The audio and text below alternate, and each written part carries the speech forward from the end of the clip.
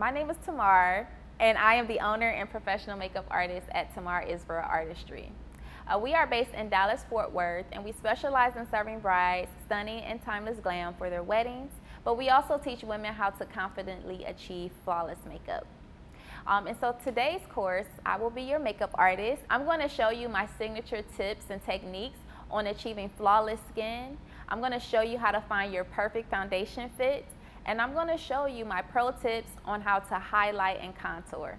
So if you are interested, stay tuned.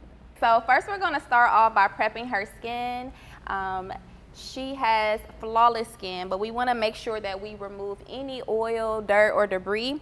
So I'm going to take some Bioderma water, and I have it deposited in this little squeezy tube here. But Bioderma is essentially micellar water. And so it's going to really draw out the toxins, dirt, oil, pollution, and debris. Now, if you are at home doing your own makeup, of course you want to make sure you start on clean skin. So do your skincare routine first, and then go ahead and proceed with the rest of your skin prep. But we just want to make sure her skin is properly prepped. Okay. Okay. After that, we're going to move into toning her skin. So I have my favorite toner here. This is my Ren Daily AHA Tonic. I really like this toner because it has chemical exfoliants to help remove any dead skin cells and allowing for a beautiful glow to her skin. So I really like to focus on the jawline and kind of drain the lymphatic system underneath the cheekbone, just kind of draining to make sure that her skin or her face is not puffy in any areas. Okay, so I prefer chemical exfoliants over your physical abrasive exfoliants because if you think about St. Ives apricot scrub, right? That is very abrasive and it can cause micro tears in the skin, and we don't want that. But something like a chemical exfoliant is literally those enzymes are gonna break away and eat away at the dead skin cells. Okay, so now we're gonna move into our favorite. This is our MAC Prep and Prime Fix Plus Spray. I'm gonna have you close. And we're really going to hydrate her skin. This serves as like a drink of water for her skin. Hydration is key no matter what skin type you have. You always want to hydrate the skin. Next, we're going to move into our Kiehl's Ultra Moisturizer. Okay. Again, I have mine deposited into a squeezy tube, but you will find your Kiehl's moisturizer in your shopping guide, so you will have a direct link for it. So we're just going to take our time and just kind of massage your skin. Okay. But again, hydration and moisture is very important no matter what skin type you have. A lot of women will say, oh, I have oily skin, I don't need a moisturizer. Well, oftentimes oily skin is dehydrated skin. And so your skin is producing more oil to compensate for the loss of hydration. Okay. So always moisturize and remember to drink your water. Our bodies are made of 80% water. And with the constant sweating and using the ladies' room, you're eliminating liquids, and we want to keep our skin and our bodies hydrated. So drink your water. All right. And if you have time, go ahead and kind of wait a minute or two in between each step, just to make sure that each product is penetrating in the skin. Okay. Next, we're going to move on to our eye cream. A really great eye cream that I recommend is the Bobbi Brown eye cream. I really like this eye cream because it's filled with a lot of great minerals and vitamins to keep the under eye area very hydrated. Okay, and I'm going to use my ring finger. When you apply your eye cream, you definitely want to use your ring finger because it has the least amount of pressure. And so we really want to be sensitive and careful in this area here. The skin under our eyes is very thin and it is structurally different than the skin on the rest of our face and body. So you really want to find products that are formulated for this skin here. And another trick is applying your eye cream on your lips. Oftentimes, eye creams have ingredients like caffeine or hyaluronic acid, which will plump and hydrate. So this is going to help plump your lips as well. Okay. Now this step is optional, but I am going to go in with another moisturizer. If you want, you actually can use this instead of the Kiehl's. But your Bobbi Brown face base is a moisturizer and primer in one. So we're going to apply this to her skin as well. Okay. Now your primer for your face is really going to help the longevity of your foundation, and it's also going to serve as a really great base so that your foundation has something to stick to. Okay. Think about priming a wall, right? It's going to help with the opacity of the color and give it something to really stick to and grip. Okay.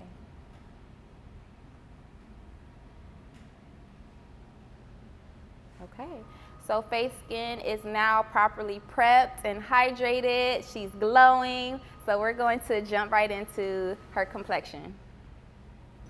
So when it comes to your foundation, there are 3 things you want to consider when you are picking a foundation shade. You want to think about the finish, right? So in terms of makeup, your finish meaning what is it going to look like once it's dried down? So there's different finishes for foundation. There's matte, where there's absolutely no shine or no oil.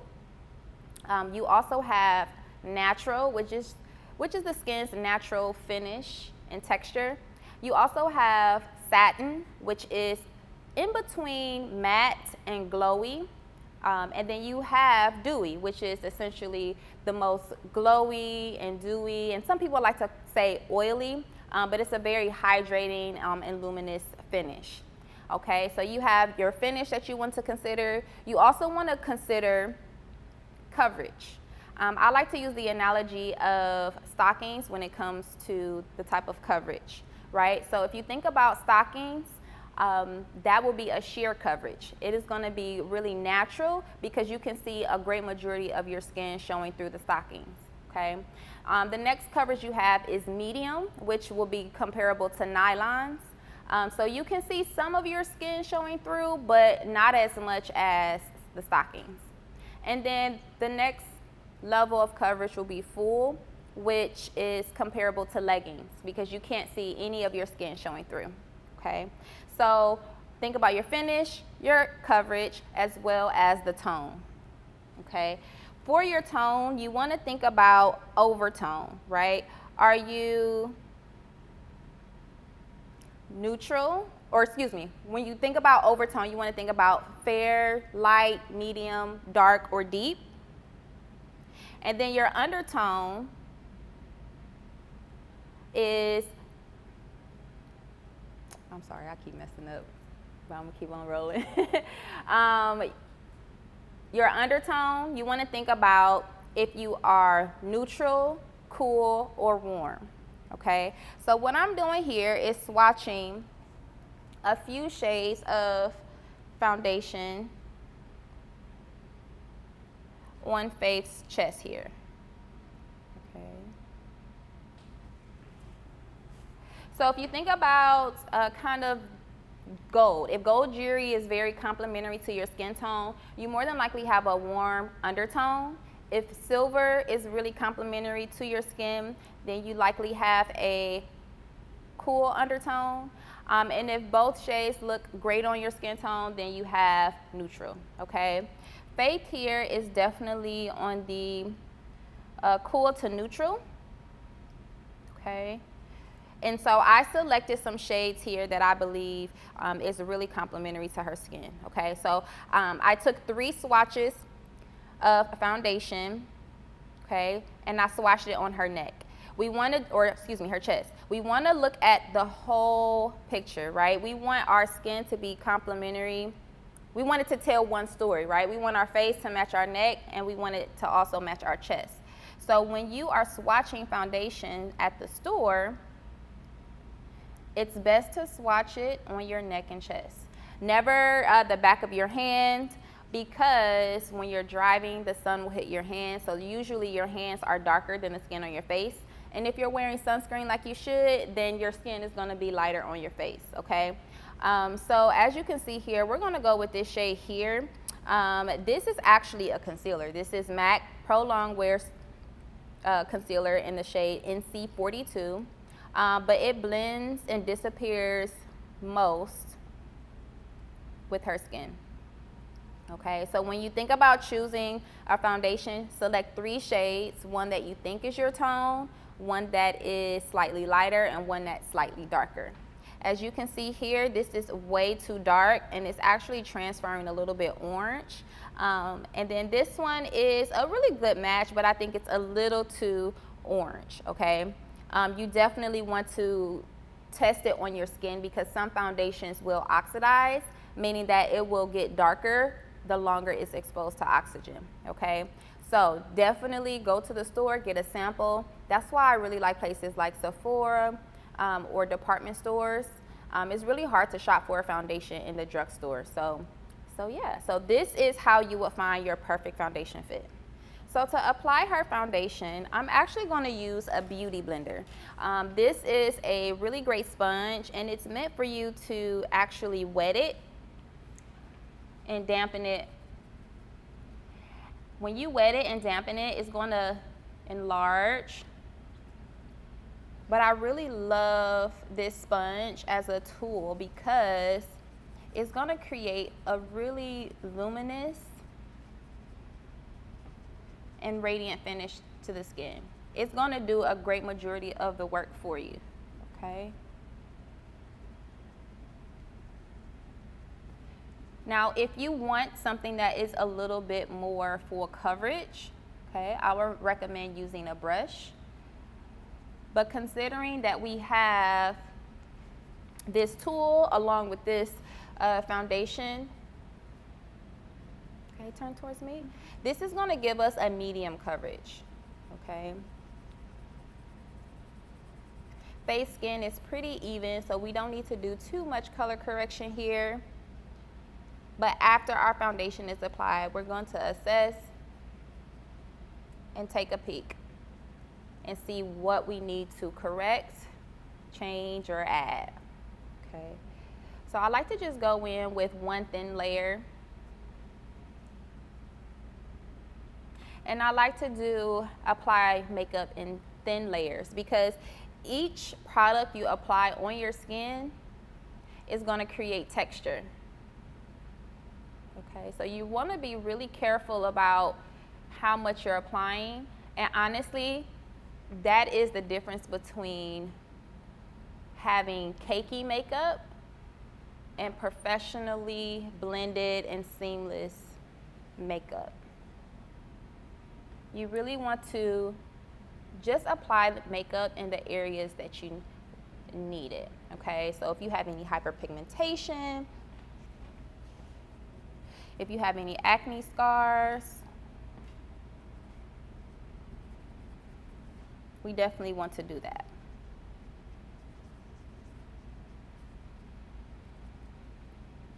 Okay, so remember, when you're picking your foundation shade, you want to think about your tone, your finish, and your coverage.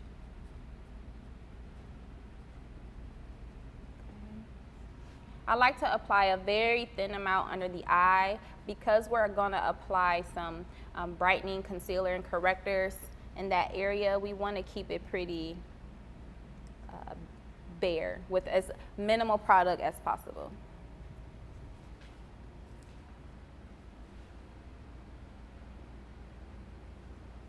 I'm sorry, I need to see this.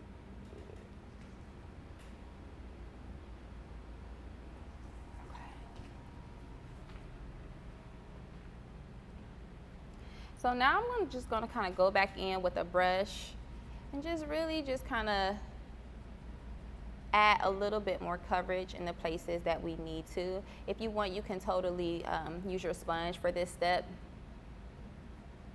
But just going to go in with a brush and really just pat and tap. Okay. Using this technique will allow you to place and lay the product right where you want it to go. Turn towards me.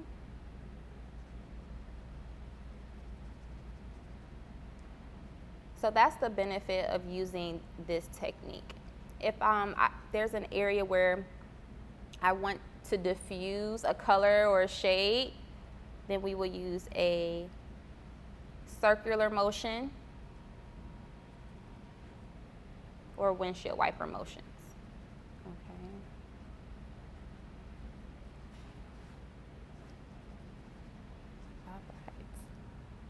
But that is her complexion. I feel like it's looking orange. That's the color we used last time, so that's interesting.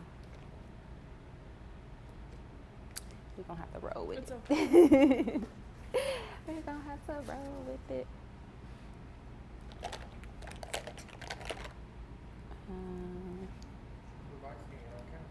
Okay.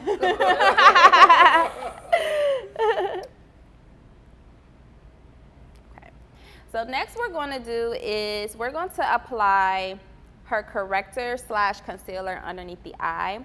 I'm going to be using the NARS Radiant Creamy Longwear Foundation, Radiant Creamy Concealer. And this is in the shade Honey. Honey has a bit of a peachy tone here. And considering that we have some kind of like purpley, bluish tones under her eye, this peachy tone is going to neutralize that color so that when we do apply her concealer underneath, it's not going to look gray, right? So if you think about color theory, orange neutralizes blue. It's a complementary color to blue. Okay. Have you ever applied your concealer without a corrector and you can still see some of that darkness showing through? That's because you didn't color correct. A little goes a long way, but with her skin tone, you want to choose something that is a little on the peachy, salmon-like color. If you are dark like myself, then going more on the orange tone will allow you to get that color correction that you need, okay? And again, we're applying a very thin amount because, especially under the eye, because the skin here is very, very thin, okay? But you just color correct it. And then from there, you can go in with your concealer. Okay. So I like to go a shade brighter.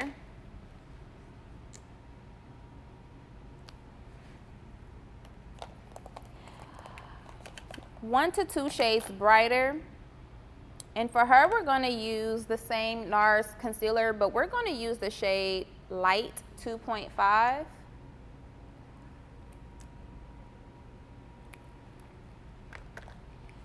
And I'm using a Makeup Forever eyeshadow brush, okay?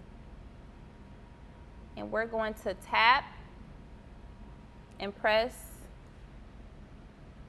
from the inner corner down to the nostril, back up to the outer corner. As you can see, I'm using very minimal product. You don't have to load concealer up under this area, especially if you're 30 and up, because as we get older, we're going to have more fine lines and wrinkles, which is just a normal part of aging. So I know you may see on YouTube where, or even Instagram, where someone will have tons of concealer underneath the eye. But when you start to blend that out, and then you're layering powder, and then you go throughout the day, you'll notice that your products will start to crease, or where that makeup will settle into the fine lines. And we do not want that at all. So less is more, especially for every day. Okay. So as you can see here, what I'm doing is highlighting. Okay, so because this concealer is slightly brighter than her skin tone, we're going to highlight just a little bit on the chin, down the bridge of the nose, on the top of the forehead here, and kind of like this half moon shape, if you will. Her face shape is oval, so her face shape is considered a really, I would say, universal face shape. A lot of people view oval face shapes as very attractive. And so when it comes to makeup application and highlighting and contouring, we want to really stick with that face shape, okay? So you can see the placement of her concealer, again, from the inner corner down to the bridge of the nose, and then back up to the corner of her eye, okay? So from there, we're gonna take our beauty blender, and we're going to blend this out. Notice that I'm using tapping motions, because if I was to swipe, it's gonna move the product away, and we don't want that, okay? We want this product to stay right where we placed it. And then we're gonna tap, tap, tap, tap in the same place until it's blended, okay? And I'm gonna have you turn towards me a little bit. Another great thing about the Beauty Blender is that it really helps your makeup to mesh and melt into your skin, okay? I love brushes. I'm a makeup artist, so I have a ton of brushes.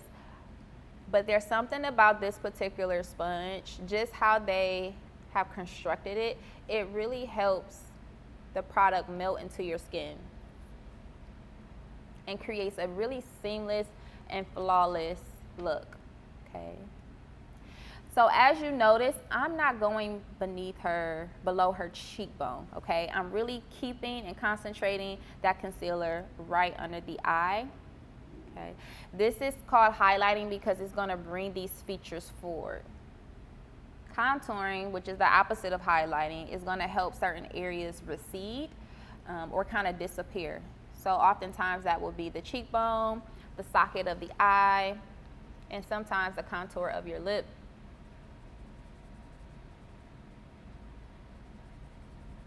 Okay. You can take the butt of the Beauty Blender and kind of go on the cheekbone here, just to marry the concealer with the foundation. Okay, we don't want to see any harsh lines. We want to make sure that everything is beautifully blended. Okay, and then you're able to kind of take a step back. If you feel like you want more coverage in certain areas, you can totally do that. So I'm going to add another layer of concealer under her eye,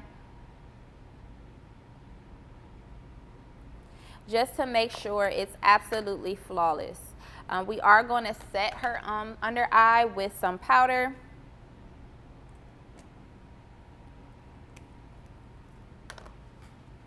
Okay, so I'm going to take my Beauty Blender.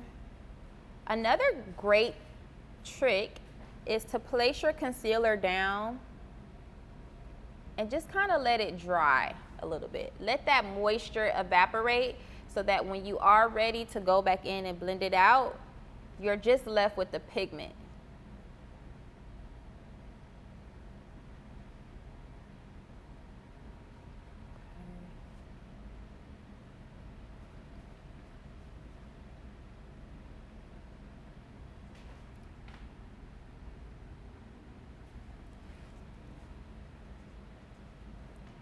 So again, tapping and pressing, because we do not want to disturb our corrector, our foundation. We really want to place and lay the product and melt it into the skin. Now that we've evened out her skin tone and applied her highlight, we're going to go in with her contour. Her shade in terms of the MAC naming system is NC42. So we're going to go in with a shade that is 2 to 3 shades darker. This is the MAC Studio Finish Concealer in the shade NC50. And so I'm literally going to go around the perimeter of her face. Okay. Again, her face shape is oval. And so we really want to maintain her face shape.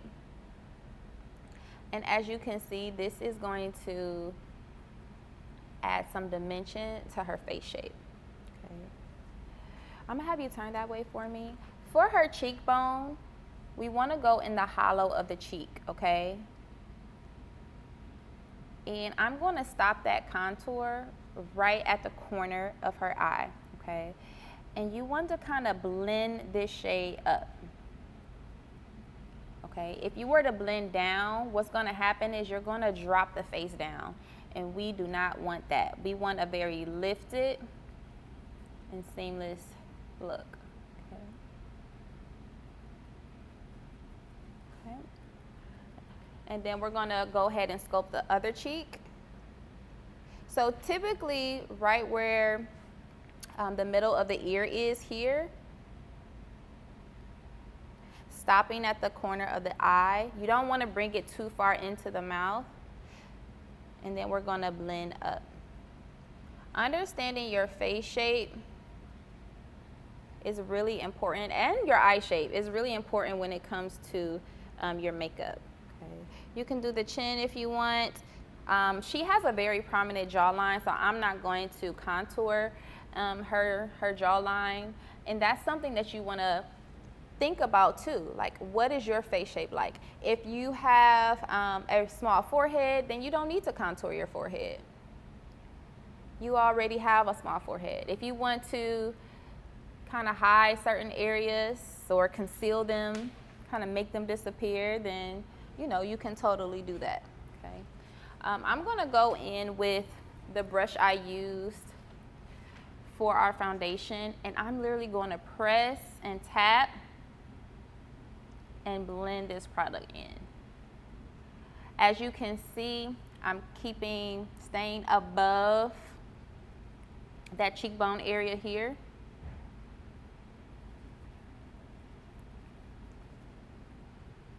Okay. As to not disturb her face shape. Okay, I'm gonna have you turn towards me. And so on this side here, again, we're going to tap and press to blend out that shape. And as you can see, or blend out that color. As you can see, we have a natural, beautiful sculpted cheekbone here. Okay. And then we want to do the same thing on the forehead. The reason why I like to use the same brush I use for the foundation, because it has a little bit of that foundation on the brush, and it's really going to help to marry these products together and create a more seamless color story.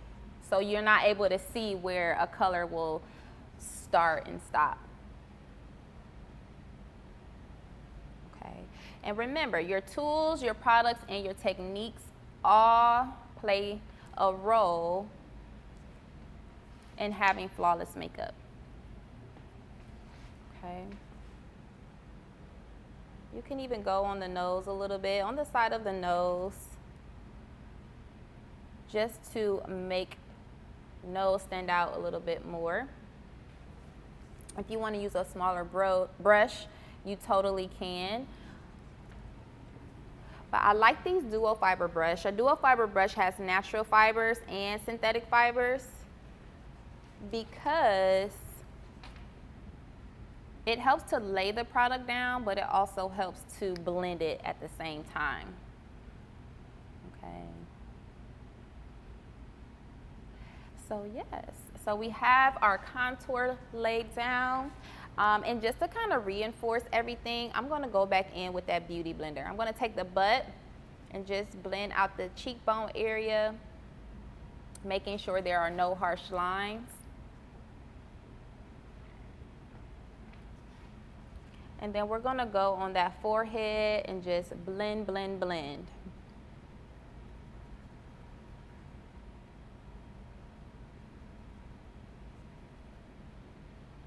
So she's nice and bronzed, contoured.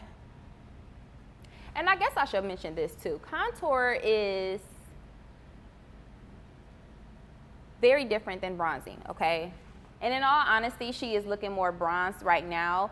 Bronzing is going to warm up your face, okay? Contour has a more gray undertone to it, and it's really going to create a shadow, okay? That NC50 is looking really warm and orangey, which is creating like a nice like bronzy look here. But we did place it in the areas that you would place a contour. Okay. All right. So now we're going to set her skin. So we're going to use a series of powders. We're going to be using our Laura Mercier translucent powder. Okay. So I'm going to have you look all the way up. I'm going to take my beauty blender, and you really want to use the point of the blender to make sure that your concealer is properly blended out. We're going to grab a little bit of that loose powder, tap off the excess, and we're literally going to press and roll. I like the beauty blender for loose powder because it creates a very airbrush-like finish. And it still has this silky, moisturizing look to it. Whereas if you were to use just a brush, it can look powdery, maybe somewhat dry. Okay. We use a lot of creams and liquids, and so what we're doing is called setting and baking, just a little bit, just to lock in all of those creamy, moisturizing products. Okay, we don't want them to move. Okay, we primed them. We primed our skin, and we don't want them to move. So this is an extra step, but it's very, very key in ensuring the longevity of your makeup. Okay. So I'm gonna go in with a little bit more loose powder. Again, I'm using the Laura Mercier translucent powder. This is a great shade for her skin. And we're just gonna kind of sculpt and set underneath her cheeks here.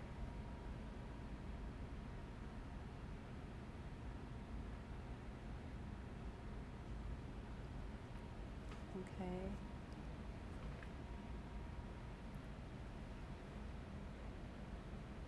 If you are my shade, a really great powder to use is the Laura Mercier Translucent Loose in Medium Deep. Danessa Myricks also has some really great shades for various skin tones. Okay. So as she kind of sits and bakes with that powder, we're going to go in with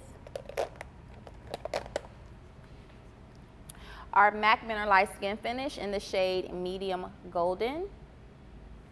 And what we're going to do is grab a fluffy brush just to kind of set everywhere else, and also to kind of get rid of the ashy tone of that loose powder that we use. I do like to go on the contour just a little bit. We are going to go in with her bronzer to reinforce that shade there. Okay. This powder has pearlized pigments and minerals, so it's very nourishing to the skin. I'm gonna have you turn towards me. It's very nourishing to the skin, but it also helps to add a really beautiful finish and luminosity.